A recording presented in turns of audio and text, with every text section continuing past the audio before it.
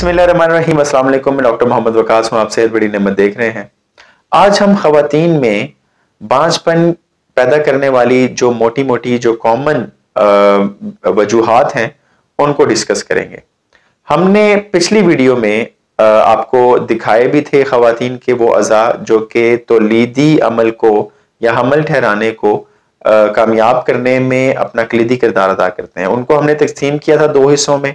एक में हमने आपको ओवरी बताई थी कि दो ओवरीज होती हैं या अंडादानियां जिनका काम है हर महीने एक अंडा बच्चादानी में रिलीज करना।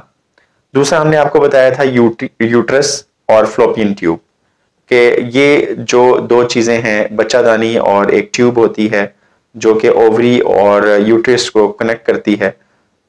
ये इनमें अगर कुछ मसाइल हो जाएं तो दो हिस्सों में हमने तकसीम कर दिया था अज़ा को। ओव्यूलेशन से होने वाले जो मसाइल होते हैं सबसे कॉमन वो हैं जो कि खवातीन में बांझपन का सबब बनते हैं। सबसे पहले तो हमें पता है कि पॉलीसिस्टिक ओवेरियन डिजीज यानी कि अंडादानी में बहुत सारी सिस्ट्स बन जाना, रसोलियां बन जाना, पानी वाली थैलियां बन जाना, जिसकी वजह से वो अंडा रिलीज करने के काबिल ना रहे। हमारी जो ये ओवरी होती है खवातीन में, इनमें जो अंडे होते हैं ये पैदाइश से मौजूद होते हैं।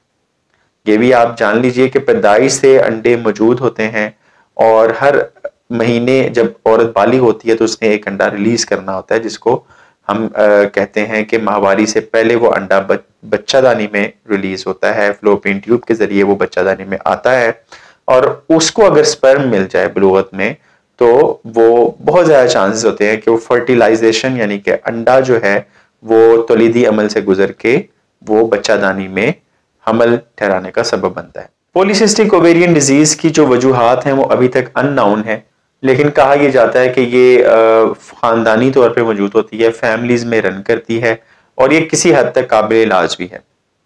उसके बाद हमारे पास आ जाते हैं थायराइड के प्रॉब्लम्स। अगर किसी खातून में थायराइड ज्यादा काम कर रहा है यानी कि हाइपरथायराइड है या लो काम कर रहा है हाइपोथायराइड है तो उनमें भी जो है वो बांझपन के मसाइल होना शुरू हो जाते हैं। तीसरी वजह जो हमारे पास आती है वो है प्री मैच्योर ओवेरियन फेलियर यानी कि खातून में, किसी भी खातून में ओवरी जो है वो बलूगत से पहले ही जो है वो काम करना बंद कर दें, यानी कि अभी मैच्योर नहीं हुई खातून और वो जो ओवरी है, बच्चा अंडादानी है, उसने अंडा रिलीज करना बंद कर दिया है, एग रिलीज करना बंद कर दिया है। दूसरी तरफ अगर हम बात करें बच्चादानी के मसाइल और फ्लोपियन ट्यूब के मसाइल में, तो सबसे पहले जो सबसे कॉमन हमारे पास चीज आती है वो है इन्फेक्शन। अच्छा, अब यहां पे ये पॉइंट नोट करने वाला है कि खवातीन में मसाने का इन्फेक्शन कॉमनली क्यों होता है और मर्दों में वो कम क्यों होता है। मिसाल के तौर पे अगर 4 हिस्से हम ले लें तो 3 हिस्से औरतों में होता है इन्फेक्शन और 1 हिस्सा मर्दों में होता है, यानी कि 3-1 की रेशो है। तो 3 गुना ज्यादा इन्फेक्शन होने का सबब होता है खवातीन के पेशाब अखराज करने वाले उज़ू या उज़्व खास का मर्द की निस्बत साइज में बहुत ज्यादा छोटा होना।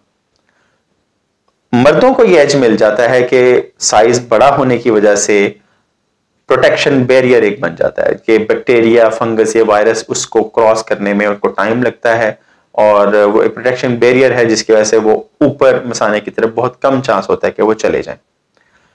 खवातीन में चूंकि उसका साइज छोटा होता है तो जल्दी इन्फेक्शन जो है उसको प्रोटेक्शन बैरियर जल्दी जो है वो थोड़ा होता है तो वो क्रॉस कर जाते हैं और ओपन होता है, तो इस वजह से खवातीन में मसाने के इन्फेक्शन ज्यादा होते हैं।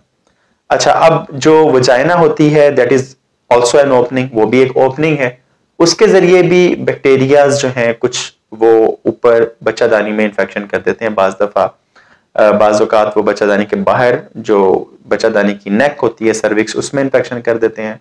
अगर वो ज्यादा शदीद हो जाए तो वो ऊपर चले जाते हैं। तो खवातीन जो होती हैं वो बहुत ज्यादा प्रोन होती हैं, यानी कि बड़ी नाजुक होती हैं, इस मामले में हसास होती हैं कि उनको जल्दी इन्फेक्शन हो सकता है, खास तौर पे पेट के निचले हिस्से में। तो वो बच्चादानी में इन्फेक्शन जो होता है वो स्प्रेड करके ट्यूब्स और फिर ओवरीज में मसले कर सकता है। इन्फेक्शन होने की वजह से वहां पे पस बन सकती है, वहां पे जख्म हो सकते हैं, जिसकी वजह से एग को आगे बच्चादानी में जाने या रिलीज होने में प्रॉब्लम पेश आते हैं। कुछ और वजूहात होती हैं जिसमें हम कहते हैं कि फाइब्राइड्स बच्चादानी में बन जाते हैं, रसोलियां होती हैं। फैट्स की या चर्बी की वो जम जाती हैं बच्चादानी के अंदर, जिसकी वजह से अगर हमल ठहर भी जाए तो अंडे को यूट्रस में बच्चादानी के बेड में जज़ब होने की या अपनी जगह बनाने की जगह नहीं मिलती, जगह बनाने का मौका नहीं मिलता कि वो अपनी जगह बना ले, क्योंकि उधर तो फैट सेल्स या फाइब्राइड्स पड़े होते हैं, उसका भी ट्रीटमेंट मौजूद है।